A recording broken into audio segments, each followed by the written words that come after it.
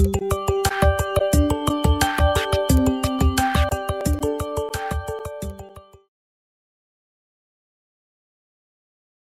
think it puts at the core of what is central to our agenda. We usually see transport as the backbone of economic activity, the mobility of people, the mobility of goods. But the bottom line is that this is for the well-being of society. And in centering our attention to society, we look at the fact that we have many stakeholders here, and peoples from communities to individuals, and individuals that may have different needs, that may use transportation systems differently. So this attention to the social dimensions of transport is of the essence if you want to build a sustainable transport system.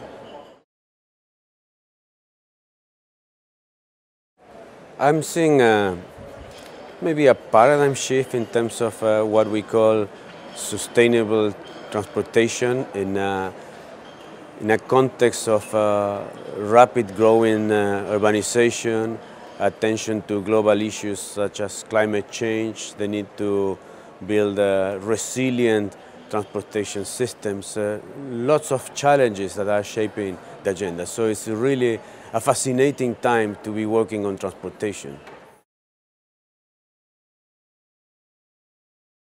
Events like this one, organized by the International Transport Forum, are of the essence in terms of creating an opportunity for sharing of experiences, putting together practitioners that can then network and say what has worked, what hasn't worked.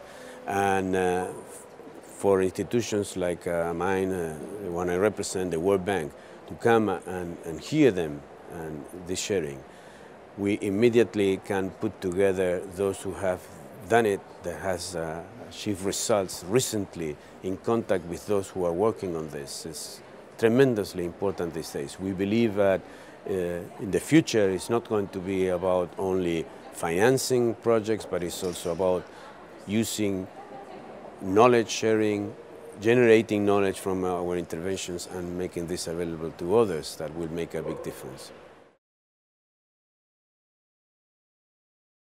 The Decade of Actions is a great opportunity. We all know the figures, we all know the statistics, but the fact that 1.3 million people die in road accidents, and 90% are happening in the developing world, makes very clear that this platform has to be an opportunity of undertaking collectively, bringing global attention to this issue, but taking local action at the country level. So we expect that with the launching of the decade, we all respond and unite forces in order to really have impact. The development, the multilaterals, for example, have agreed to work together. Our president launched in April an initiative that we are going to share information, that we are going to work together to ensure that we help countries in moving to these ambitious goals. The rationale for this initiative is very clear. It's a development challenge. It is, from an economic point of view, it's too costly. From a social point of view, it's a tremendous issue of inequity in some of the countries. So we are all together going to work to ensure that this decade of action is really about action.